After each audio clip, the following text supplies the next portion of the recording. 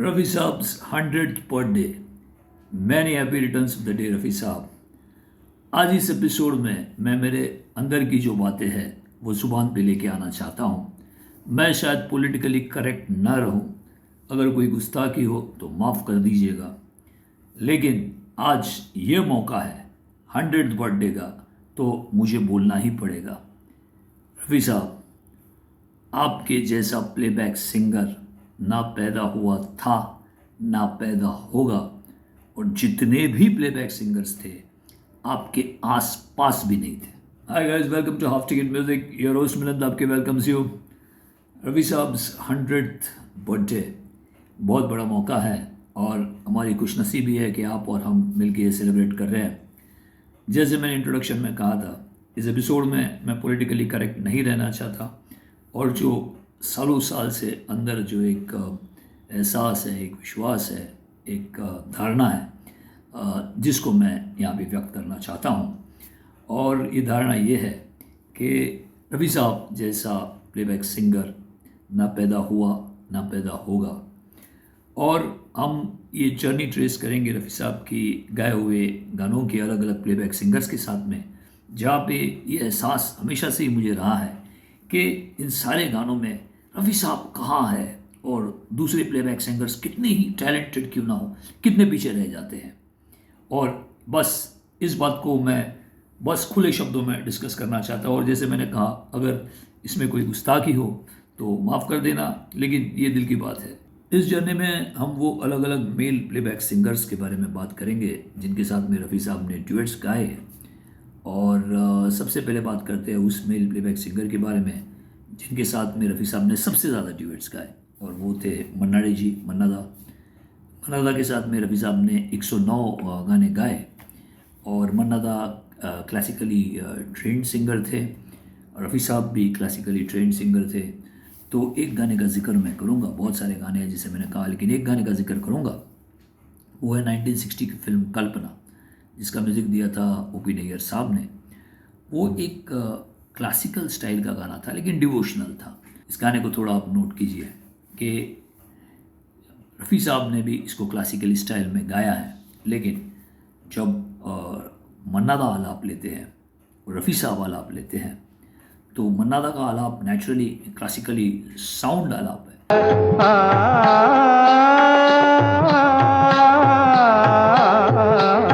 लेकिन जब रफ़ी साहब आलाप लेते हैं तो ना सिर्फ वो क्लासिकल आलाप होता है, लेकिन जैसे कि मानो के दिल के तार छेड़ जाती है उनकी आवाज़।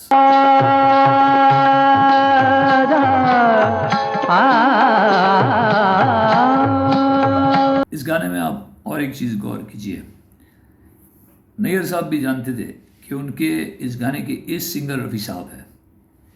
उसमें जब अंतरे में अंग लगाओ प्यास बुझाओ या होके रहेगी जीत उसी की, ये जो हाई पिच है वो दोनों ही अंतरों में उन्होंने रफ़ी साहब को दिया है। और जिस अंदाज में रफ़ी साहब ने वो गाया है, ये मन्ना दा नहीं गा सकते थे। अंग लगाओ प्यास बुझाओ होके रहेगी जीत उसी की। दूसरे सिंगर है मुकेश जी। मुकेश जी के साथ में रफ़ी साहब ने लगभग 24 गाने गाए, काफ़ी फेमस गाने रहे। दो गानों का जिक्र करूँगा। एक तो धर्मवीर का गाना, लक्ष्मीकांत प्यारेलाल साहब का म्यूज़िक, और बहुत ही चला था वो टाइटल सॉन्ग 7 अजूबे इस दुनिया में। अब उस गाने में भी आप देखेंगे तो जो अलग अलग एक्सप्रेशन की स्टाइल, जैसे पहले अंतरे में कोई तुझको दे आवाज़ तो मैं बोलूँ, कोई तुझको दे आवाज तो मैं बोलूं, या दूसरे अंतरे में जैसे मुकेश जी गाते हैं कि ये लड़की है या रेशम की डोर है, तो जिस स्टाइल में रफ़ी साहब गाते हैं, कितना गुस्सा है कितनी मुँहज़ोर है, कितना गुस्सा है कितनी मुजोर है। और आखिरी के अंतरे में जो एक है कि जो ये सच्चा वादा है तो सब कुछ आधा आधा है। तो अरे रानी माँ से मुझको भी ममता मिल जाए थोड़ी। तीनों अंतरों में अगर अलग अलग जिसको हम मूड्स कहेंगे, वो रफ़ी साहब ने एक्सप्रेस किए हुए हैं। मुकेश साहब का गाना ऑलमोस्ट फ्लैट है। एक गाने का जिक्र ज़रूर करूँगा, जो फिल्म थी सारंगा 1961 की, जिसका म्यूज़िक दिया था सरदार मलिक साहब ने। उसमें जो टाइटल सॉन्ग था, जो फिल्म वर्जन में मुकेश जी ने गाया था, सारंगा तेरी याद में नैन हुए। बहुत ही अच्छा गाया था।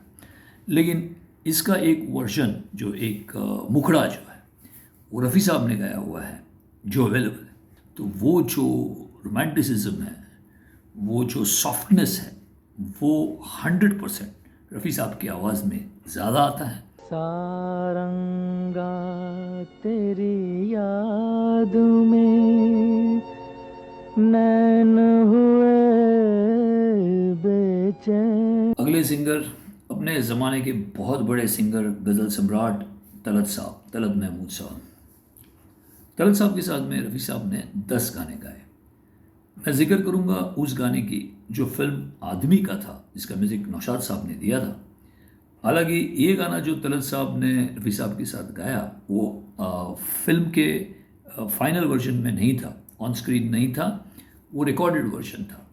और ये गाना भी अगर आप देखेंगे तो बेसिकली रफ़ी साहब ने जो गाया है, उसकी पिच देखिए, उसकी मिठास देखिए, और उसके सामने जो तलत साहब ने गाया है, अपनी स्टाइल में गाया है। इंडिपेंडेंटली अगर हम उस गाने को सुनेंगे तो बहुत खूबसूरत लगता है, बहुत ही मधुर लगता है। लेकिन जैसे ही आप इसे रफ़ी साहब के आवाज़ के सामने सुनेंगे तो वो बहुत फीका पड़ जाता है। कैसी हसीन आज बहारों की वो देने वाले, तूने तो कोई कमी। अगले सिंगर महेंद्र कपूर साहब, जो कि शागिर्द भी कहलाते हैं रफ़ी साहब के, और उन्होंने ज़्यादा गाने गाए नहीं, कुल मिला के 3-4 गाने रफ़ी साहब के साथ गाए। एक गाना जिसमें जो तलत साहब का गाना था फिल्म आदमी का, उसी को जब ऑन स्क्रीन पे लिया गया तो मनोज कुमार साहब ने वो गाना महेंद्र कपूर साहब से गवाया, क्योंकि वो चाहते थे कि रफ़ी साहब के सामने कोई ठोस आवाज़ हो। तो महेंद्र कपूर साहब ने तलत महमूद साहब के मुकाबले में वो पंच ज़रूर दिया हुआ है। उनकी आवाज़ में एक हाई पिच है, वो ज़रूर है, लेकिन चाहे वो तलत साहब की लो पिच की आवाज़ हो या महेंद्र कपूर साहब की हाई पिच की आवाज़ हो, एक बार सामने रफ़ी साहब गाना गाते हैं, ये हाई पिच क्या, लो पिच क्या। कैसी हसीन आज बहारों की वो देने वाले, तूने तो कोई कमी। अब बात करते हैं जिसे हम कहते हैं स्पेशलाइज सिंगर्स के, डोमेन एक्सपर्ट जिसको बोलते हैं, कि वो अपने एरिया में, वो अपनी कला में माहिर है। एक गाने का जिक्र करूंगा, रानी रूपमती का, जो रफ़ी साहब ने गाया था पंडित कृष्णराव चोड़कर के साथ में, जो कि बहुत बड़े क्लासिकल एक्सपोनेंट थे।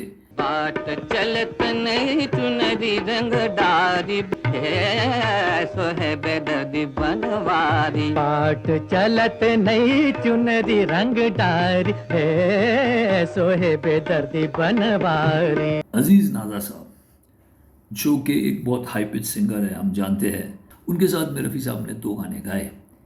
एक थी फिल्म जय विजय, इसमें एक कव्वाली थी, और दूसरी फिल्म थी लैला मजनू, उसमें भी एक कव्वाली थी। अब इस लैला मजनू की कव्वाली में आप देखेंगे कि नाज़ा साहब ने एज यूजुअल हाई पिच में अपना कमाल दिखाया, लेकिन दूसरे अंतरे में जब रफ़ी साहब आते हैं और वही गाते हैं, तो हम ना अजीज़ नाज़ा साहब को याद रखते हैं, ना किसी कव्वाल को। हम सिर्फ एक ही गायक को याद रखते हैं, वो है मोहम्मद रफ़ी। तू महबूबे खुदा है, तू हर गम की दवा है, तू हर बिगड़ी बनाए, तू बिछड़ों का मिलाए। अब दूसरे कव्वाली एक्सपर्ट वो है जानी बाबू साहब। इनके साथ में भी रफ़ी साहब ने 4 गाने गाए, जिसमें से एक भजन स्टाइल का गाना था, जो शिरडी के साईं बाबा में साईं बाबा बोलो, इसमें एक पार्ट जानी बाबू साहब गाते हैं। लेकिन हम बात करते हैं उस गाने की 4 दरवेश फिल्म का गाना था, जिसमें आप देखेंगे कव्वाली स्टाइल का गाना था, और जहाँ पे कव्वाली ये जॉनर में जानी बाबू कव्वाल करके पहचाने जाते हैं, लेकिन इन कव्वालों के कव्वाल और महारथी है जिनका नाम है रफ़ी साहब। अपनी रुदाद सुनाने के लिए आया हूँ, बिगड़ी तकदीर बनाने के लिए आया हूँ। या तो बिगड़ी हुई तकदीर बना दे मेरी, या कह दे तेरी दुनिया में मेरा काम नहीं। अपनी कला में और एक माहिर सिंगर थे, वो थे बलबीर साहब, जो पंजाबी फोक बहुत अच्छा गाते थे। अब एक गाने का जिक्र करूँगा मैं, फिल्म जागते रहोगा, जिसमें एक भंगड़ा स्टाइल का गाना गाया है जो बलबीर साहब ने रफ़ी साहब के साथ में गाया था। अब वहाँ भी देखिएगा, रफ़ी साहब ने वहाँ भी बलबीर साहब को पीछे छोड़ दिया। ओए हक दूजे दा मार मार के बन दे लोग अमीर, की मैं झूठ बोल लिया कोई ना, की मैं कुफर तो लिया। ओ वेखे पंडित ज्ञानी जानी दया धर्म दे बंदे, की मैं झूठ बोल लिया कोई ना, की मैं कुफर तो लिया। ये थे सारे कुछ रफ़ी साहब के कंटेम्प्रेरी सिंगर्स और कुछ एक जिसको हम कहते हैं कि एक्सपर्ट सिंगर्स। लेकिन इसी के साथ में रफ़ी साहब की कुछ जूनियर सिंगर्स भी हैं। इन सब की खुशकिस्मती है कि इन्हें रफ़ी साहब के साथ में गाने का मौका मिला। तो मैं एक एक करके कुछ गाने सुनाऊंगा जो इनके साथ में रफ़ी साहब ने गाए।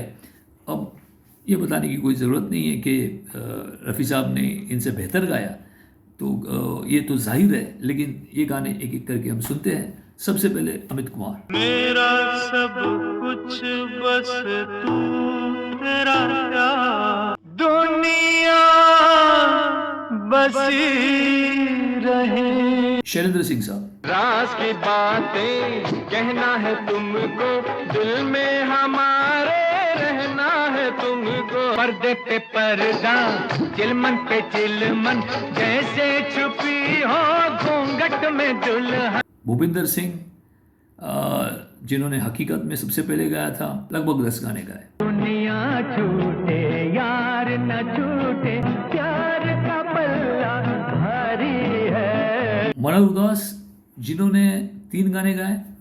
एक गाना उसमें से था फिल्म आप तो ऐसे न थे, जिसमें ये गाना रफ़ी साहब ने भी गाया था और ये गाना मनोहर उदास जी ने भी गाया था। रफ़ी साहब का वो फेमस गीत हम जन्म जन्म तक नहीं भूलेंगे। तू इस तरह से मेरी जिंदगी में, तू इस तरह से मेरी जिंदगी में। ये सब में मैंने एक सिंगर का जिक्र नहीं किया जिनके साथ में रफ़ी साहब ने लगभग 68 गाने गाए, 68 सॉन्ग्स रफ़ी साहब ने गाए। आप पहचान गए, वो है हमारे प्यारे किशोर दा। किशोर दा में एक जीनियस था और वो एक ही सिंगर थे जो मेल प्लेबैक सिंगर, जो रफ़ी साहब के सामने स्टैंड हो सकते थे। तो ये कहना कि किसी गाने में या तो रफ़ी साहब ने किशोर दा को बीट किया या किशोर दा ने रफ़ी साहब को बीट किया, ये दोनों ही तरीके से गलत है। लेकिन एक बात जो किशोर दा खुद मानते थे, और ये बात ये थी कि जो वेरिएशन रफ़ी साहब में थी क्लासिकल से लेके डिस्को तक, वो वेरिएशन किशोर दा ने शायद चाह के भी कभी गाई नहीं। बहुत लिमिटेड नंबर ऑफ कव्वाली गाए, क्लासिकली ट्रेंड किशोर दा थे नहीं। गज़लें भी उन्होंने बहुत कम गाई, डिवोशनल गाने कम गाए, पेट्रियोटिक गाने कम गाए, ये सच्चाई है। तो मैं किशोर दा का भी बहुत बड़ा फ़ैन हूँ, लेकिन ये सच्चाई है कि इतनी डाइवर्स रेंज ऑफ सॉन्ग्स, इतने डाइवर्स रेंज ऑफ सॉन्ग्स जो रफ़ी साहब ने गाए, वो किशोर दा ने गाए नहीं हैं। बहरहाल फिर से एक बार दोहराना चाहता हूँ कि हिंदी फिल्म संगीत में अगर कोई कोहिनूर हीरा है तो वो है मोहम्मद रफ़ी। और रफ़ी साहब की इस 100th बर्थडे पे जैसे हम सब राह देख रहे हैं कि क्या रफ़ी साहब को इस देश का सबसे बड़ा सम्मान मिलता है, और अगर मिलता है तो बहुत ही खुशी की बात है, और अगर ना भी मिले तो भी रफ़ी साहब तो भारत के रत्न हैं। भारत के रत्न क्या, विश्व के रत्न हैं। पूरा जहां आज भी उन्हें सुनता है। और रफ़ी साहब फिर से एक बार आपके 100th बर्थडे के लिए many happy returns of the day. So guys, आप मुझे बता दीजिएगा ये एपिसोड कैसा है। जैसे मैंने कहा, इस एपिसोड में मैंने कोई पर्दा नहीं रखा है। मैं पॉलिटिकली करेक्ट नहीं हूँ और ये एक अनफिल्टर्ड एपिसोड था। मेरे मन की बात ज़ुबान पे आ गई क्योंकि रफ़ी साहब का 100th बर्थडे था। आपको क्या लगता है? आपकी राय मुझे ज़रूर आप मुझ तक पहुँचाइएगा। शायद कई मानों में आपकी राय मेरे से अलग भी हो, लेकिन वो भी सराखों पे। And thank you very much for watching this episode and your host Milind आपकी साइंस ऑफ। Take care.